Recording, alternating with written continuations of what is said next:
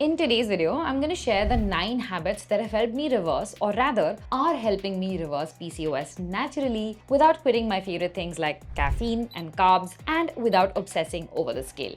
Now, one thing that I've learned over the last decade of dealing with PCOS is that it's a condition that demands consistency more than intensity. And I've tried the intensity route, 90-minute workouts, crash diets, HIIT, all of that. But that works for 2 months and then you crash, you burn out, and it's back to square one. So this time around, I actually decided to do it right and work with my body instead of against it. And these habits, they've helped regulate my periods, reduce hormonal acne and bloating, and get my energy back. So if you are a PCOS girlie who is overwhelmed, who's confused, or just plain tired of doing everything right and still not seeing any results, this video is for you. Habit number 1 was switching to lower intensity exercising. I did not want to believe it, and it was really hard for me to admit this to myself even. But for the last 2 years, I was deep into strength training. I was lifting super heavy, like 60 kg deadlifts, 40 kg squats, feeling strong, feeling powerful. But by the end of last year, my period disappeared. Like I was having 70-day cycles, then for 4 months straight, I didn't have a period, and I had put on an additional 4 to 5 kgs of weight. At first, I couldn't figure it out because my diet was 80% clean. I was sleeping decently well, not the best, but still well enough. And I seemed to be doing everything right, but my body was clearly telling me that something was off. So I paused, I reflected a little bit. I thought back to the time when my periods had first normalized years ago. And guess what? Back then I was doing Pilates. It is lower intensity, but it's deeply effective, no matter what anybody else tells you. It is focused on breath, on core, on control, and not just pure strength. So around 4 months ago, essentially in the beginning of this year, I decided to switch back to doing Pilates. Now I do 3 to 4 full body sessions of Pilates every single week. And I also do strength training, like it's a part of my routine, but it is lighter weights, better form. So that's the focus. And my periods are back. They're like clockwork. I'm just putting the screenshot of my cycle calendar here, and you can see like 31 days. And that has honestly never ever happened before in my life, so I'm very grateful. I do have cramps, but they're not as painful as they used to be. Bloating is severely reduced. The flare-ups are very minimal right now, and I don't have to guess when I'm gonna get my period, so that's such a boon. Now, I'm not saying that lifting is bad. I still love strength training. I still do it, but you have to understand that if you have PCOS, heavy strength training without recovery and without hormonal balance can be too taxing on the body, especially if you already have high cortisol and insulin resistance. Personally, what has worked for me in the past and even now when I've come back to it is respecting my body's threshold. Pilates really helps me reconnect with it. The first time I tried it, I went back to like having a regular cycle. Now this time again, I've tried it and it's the same results, right? It calms down my nervous system and it also works my muscles at the same time. I know there are a lot of people like, oh my God, I'm not going to fall for the propaganda that Pilates is better than strength training. But honestly, for me, it is. Every time I've tried it, it has shown me good results. So clearly something on there is working, because with conditions like PCOS, it's not about what everybody says is going to work. A lot of coaches tell you to only strength train. Some tell you to only do cardio. But what works for your body might be different than what works for somebody who has a completely healthy body. It's actually going to be different from another PCOS girlie as well. Some people are going to thrive on strength training. I thought I'm going to do that too. But turns out I need more of lower intensity workouts like Pilates and a few sessions of strength training each week as opposed to just doing that. So do not follow advice, do not follow trends blindly. Track how your body feels. Are your cycles regular? Is your energy stable? Are you recovering well enough? With any form of exercise, recovery is so important. And if that's not happening, your exercise is not going to be as effective. In fact, it can have a negative impact. So that is something that you need to keep in mind. Your body is giving you feedback all of the time. You just need to listen to it and adjust accordingly. Habit number 2 is having a core focus in my workout, like working out my core every single day. Again, this is an underrated shift and I've not seen a lot of people talking about it. It's already a part of my Pilates routine. When I work with my instructor, I ensure that this is also a part of every session. And no, it's not for aesthetics. It's not because I want abs. They would be cool if I can get them, but that's not my focus. The reason that I have included core work specifically every single day in my workouts now is for hormonal hormonal and metabolic health.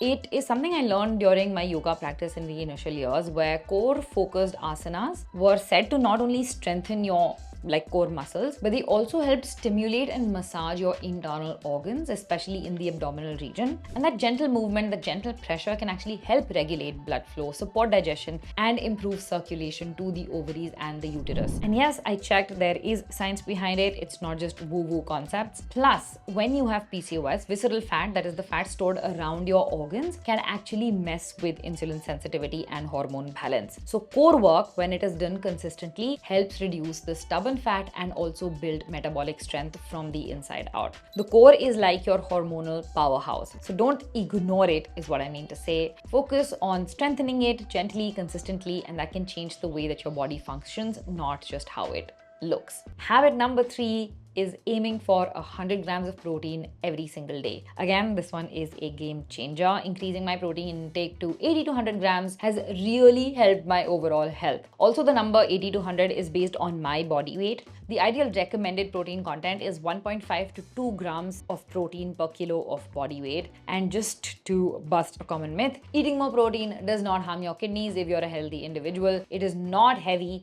or harsh on your system. In fact, protein is essential for every single cell in your body, from your hormone production to immune function to skin repair to even mood regulation. So if you have been avoiding protein because you think it's too much or too intense, don't. Your body actually needs it to function, not just to build muscle. The important thing to remember is to not just jump into it overnight. So if you're not used to eating a lot of protein, you have to slowly build up to it. You don't have to just jump into it and start eating 100 grams every single day. Let your body adjust. And that basically helps you avoid gastric issues like bloating and flatulence. Also, you will find that a lot of PCOS nutrition plans recommend cutting dairy. Personally, dairy does not negatively impact me. I tolerate it really well, which is why I drink whey protein regularly to supplement my protein needs. The whole truth has been my go-to and genuinely makes it easier to hit my protein target without having to eat like 5 meals in a day. You have to know that with PCOS, protein is not just about muscle, it is about metabolism. It slows down glucose absorption, it reduces insulin spikes, it keeps you fuller for longer, and this helps prevent the insulin resistance that fuels so many PCOS symptoms, especially weight gain, acne, and irregular periods.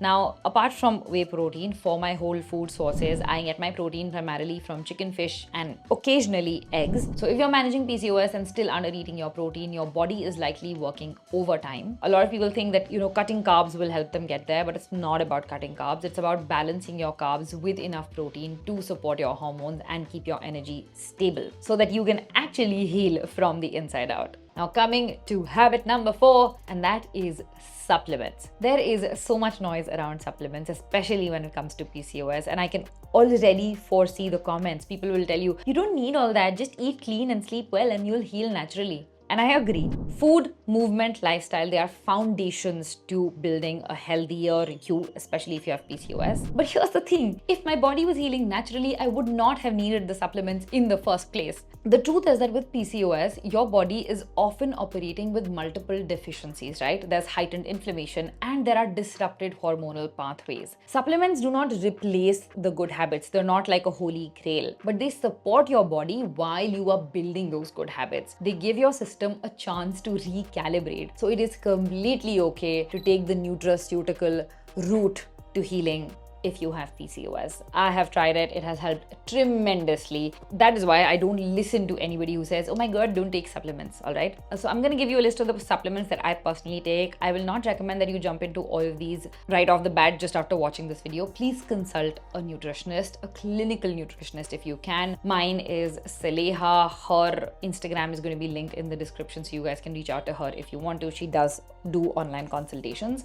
And remember that supplementation is expensive, but if you can afford it, 100% go for it, okay? The first one is inositol, myoinositol and D-chiroinositol in the 40:1 ratio. It is one of the first and one of the most researched game changers for PCOS. It helps with insulin sensitivity, regulating your cycles, and reducing the intensity of PMS symptoms. Again, like I said, it's one of the most widely regarded supplements for PCOS. So if there is one supplement that you do end up taking, I think it should be inositol, especially if you have insulin resistance. Then on alternate months, I add berberine as a supplement to my routine, which is a plant-based compound that works similarly to metformin, which is a medicine that a lot of doctors prescribe for PCOS to help with weight reduction, but it does not have as harsh of the side effects. It basically helps you reduce sugar cravings and stabilize energy throughout the day, and that reduces hunger pangs. And I do this on alternate months because berberine has a liver metabolism pathway. Basically, that means it's metabolized in the liver, and that can cause your liver to become slightly sluggish if you take it for extended periods of time. Then the next one that I take very regularly is NAC or N-acetylcysteine, which helps support liver detox and helps reduce inflammation. I've noticed that when I take the supplement regularly, my skin gets clearer a lot faster and my digestion is a lot better. Then I take L-carnitine, which helps with fat metabolism and energy levels. I take it more for improving mitochondrial function and reducing the fatigue that often comes with PCOS. Since I'm also prone to mild anemia, I take Softeron, which is an iron supplement, especially around my period, because low iron can worsen fatigue, can worsen hair loss. I just had a bout of hair fall and I realized it was because I was getting low on iron, so I started supplementing. It's almost back to normal now. Like, my hair is not falling as much, and all of these things are very common in PCOS, so just your basic supplements really help. Then of course there's the classic like hormone and health support stack, omega-3, which is reducing inflammation, supporting hormonal health. I take it every single day after lunch, and it's made a big difference in reducing stiffness, menstrual cramps, all of those. Then of course there's vitamin D3, which is another non-negotiable.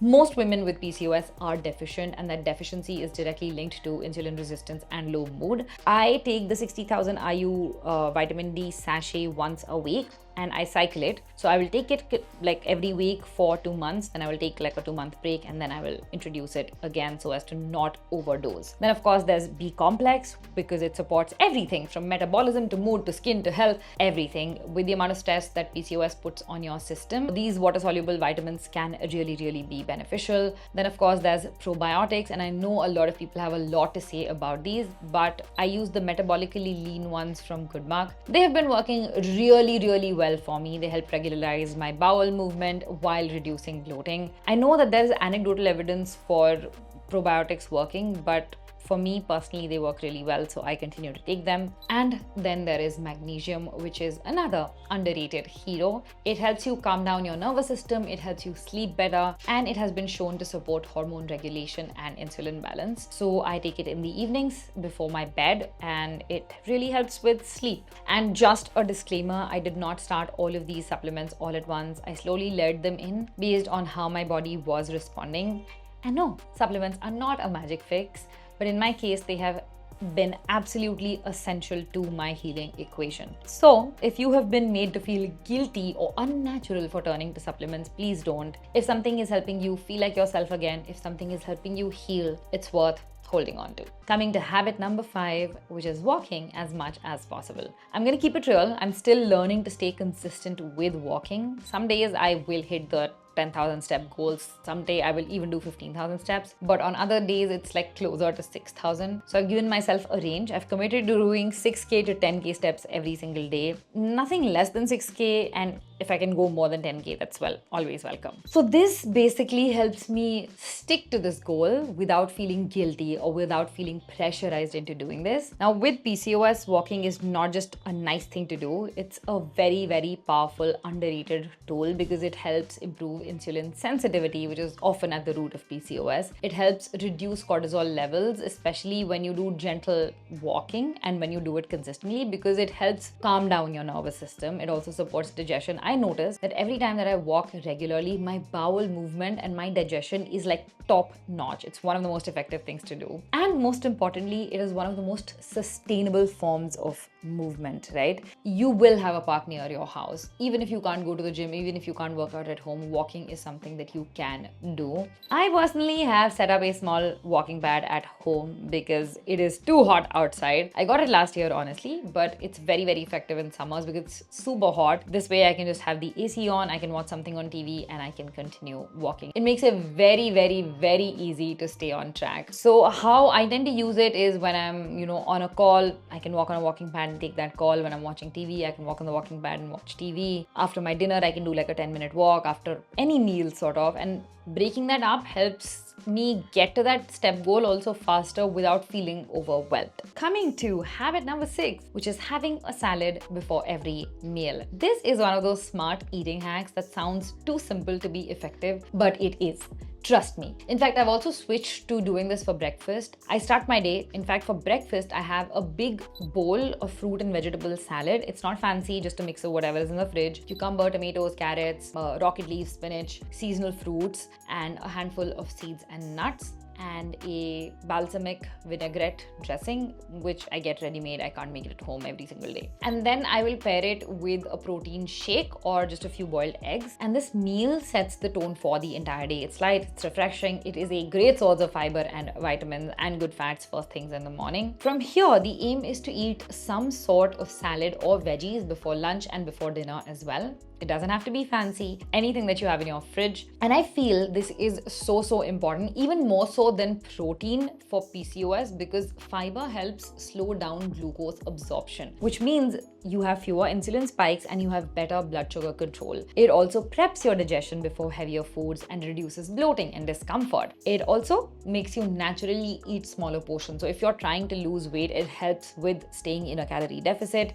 Plus, it keeps your gut happy because your fiber is like this thing that helps clean the gut, that helps support the microbial growth in your gut. So that makes it very effective, and it directly impacts hormonal balance. So that's a win. Coming to habit number 7 is reducing my stress levels. Now, reduce your stress is one of those most repeated pieces of advice when it comes to PCOS and life in general, but rightly so, because stress is one of the biggest triggers for PCOS symptoms. It directly impacts your cortisol levels, and elevated cortisol can lead to irregular periods, weight gains, cravings, hair fall, all of that jazz, right? So even if you are eating clean, if you're working out regularly, unmanaged stress can keep you stuck. But let me be clear, there is no such thing as cortisol face, cleanses or hacks that reduce or increase cortisol, but consistent lifestyle changes do really help. So what I've learned is that you cannot always remove the stress from your life, but you can control how much access that stress has to your body and your mind. And here's how I have made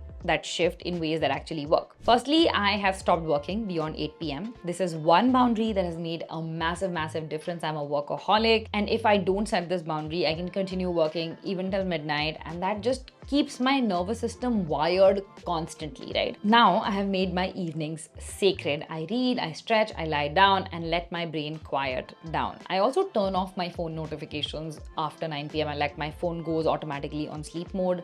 And this basically prevents me from getting pulled into like work texts or work messages and getting stressed out and worked up all over again. I also try and not watch anything stimulating on TV in the evening, because when I do, and this happened to me just last night because I've started watching this show called Manifest, and I was like, maybe nothing is gonna happen. But I watched it till before I fell asleep last night, and as a result, I had such a disturbed sleep cycle. I kept having dreams about saving the passengers. I don't know if you guys have watched this show, but by God, and it just reminded me why I had set this boundary and why it's important for me to stick to it. Another small shift that has helped me more than I expected is falling asleep to healing affirmations or calming audio tracks. Affirmations mostly. I got these We Do King sleeping earbuds that I plug in, and then I play the affirmations on my phone. And I usually choose something that's like 3 hours or 5 hours or 6 hours, so that like the audio doesn't stop and disrupt my sleep. I play the affirmations and I fall asleep, and they, while I'm sleeping, help me reframe my thoughts and lull my brain into like this deeper, calmer state.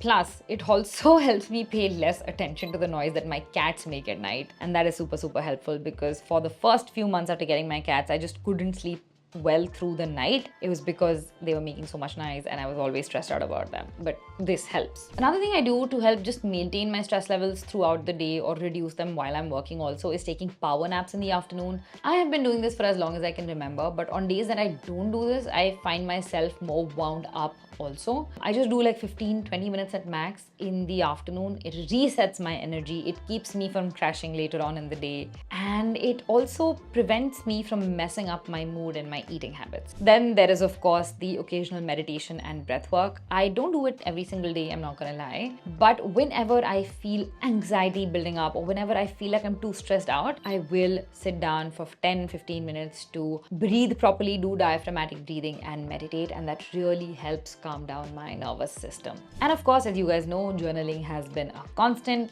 No overthinking, I just put my thoughts on paper, brain dump style. Sometimes I'm talking about gratitude, sometimes I'm venting frustration, sometimes it's just like talking to the universe, but that just helps clear space in my mind and reduce my stress levels. However, there are still a few things that I'm working on which I think can be very, very beneficial when it comes to reducing my stress. That is, one, sleeping on time. I still go to bed at around midnight and I don't want to do that. I want to reduce my sleeping time. I'm trying to figure out a way where I still get done with work and I still have time to wind down in the evening and still sleep before 12 midnight. Another thing is making my meal times more consistent. Right now, they're just all over the place. I am trying to get in tune with how my body processes food. So I'm leaning more towards intuitive eating right now, which is why my meal times are messed up. But intuitive eating has helped me kind of like eat in a deficit and not overeat. So I'm guessing that if I do this for another 2 months, my meal times will get regularized because then my body will get hungry at a specific time. So that is something that I'm working on. Another thing I'm working on is eating earlier in the evening. Right now, I get done with work at about 8 p.m. That is when I get down into the kitchen to like prep my dinner. By the time I'm done, it's already 9 p.m. So that in my standards is a little late because I am the person who used to eat around like 7 p.m. So because of my work schedule, like that timing has shifted a little bit. But maybe I can, switch to eating dinner before I end my work, continue another hour of work and then wind down. And the final thing, of course, I'm working on is not scrolling before bed. I've gotten into this weird habit where when I'm in bed, I will take out my phone and I will start scrolling on reels. I am very good with not scrolling throughout the day unless I'm researching for some content. Even then, I don't do it on my phone, I do it on the desktop. When I'm doing this at night in my bed, it kind of acts as like this sort of alarm that it's time for bed and it helps me fall asleep. I don't want to do it. So I'm trying to figure out a way to remove this because I'm done with like my reading, etc., everything before this. So let's see how I figure it out. I'll keep you guys in the loop. Now, the next habit that has really helped in this PCOS journey is habit number 8, and that is improving my sleep hygiene. For the longest time, I didn't realize just how much sleep or lack of sleep can impact PCOS symptoms. I used to think that getting 6 to 7 hours of sleep every night is enough. It's fine. But over time, I started noticing that the nights that I slept poorly, the next day I'd be more bloated, I'd be more moody, I'd crave more sugar, and my body just felt out of sync. So now I have made better sleep hygiene a big priority in my life. The first shift I made for this was just switching to dim yellow lighting after sunset. So you will not see any bright white lights in my house on after sunset. This just naturally helps boost melatonin production and get your mind in the mood for sleep. The next thing I do now is sleeping in a completely dark room. Earlier, I would leave on a nightlight because if I watch something and I get scared, I wanted that nightlight. Or I would have like light coming in from the hallway or the windows. I honestly didn't think it mattered until I started sleeping in complete darkness. And that's a game changer because the sleep I get in a completely dark room is so much deeper, it is so much more restful, and I don't wake up feeling groggy anymore. Because darkness also boosts melatonin naturally. Then, of course, there's the affirmations like I mentioned I listen to. I also avoid eating 2 hours before bed. So I try and ensure that I'm done with my meal by 9 p.m. So even if I go to bed at 11 p.m., it's not just like swirling around in my system, right? So even if I feel hungry, late at night, or I'm craving a snack, I try to just drink water and get over it and not give in to that craving. Because I know that if I do that, I will wake up feeling more bloated and my sleep will be more disrupted, and I don't want to do that. That said, like the previous habit, I'm still a work in progress. I'm still trying to get more consistent with sleeping at the same time every night. I'm also trying to reduce screen time before bed, like I mentioned. The reason that all of this matters so much is because your body does serious hormonal repair at night. So poor sleep can increase your cortisol and disrupt your insulin regulation, both of which are major drivers of PCOS. It's not about being perfect. It's not about being rigid. It's about creating the kind of sleep environment where your body can actually rest and reset and heal. And this brings me to habit number 9, which is eating in a calorie deficit. Now, this one, of course, is for us ladies who deal with weight gain due to PCOS. When doctors tell you to lose weight to manage symptoms, this is essentially what they're talking about. But if they can't explain it in as simple terms, please don't listen to them. Find a better doctor. That being said, remember how I told you that I had gained weight last year, an additional 4 to 5 kgs. I have since then lost that weight in the last 2 months, more specifically by eating in a very, very mild calorie deficit. I'm not starving myself. I am not quitting carbs. I tried doing that earlier. That messed up my hormones. I don't want to do that again. And I'm not doing anything extreme. I'm just eating enough to nourish my body, but slightly less than I burn. And that small intentional shift has already helped me lose 4 kgs. More importantly, I feel lighter. I feel less inflamed. My energy is more stable.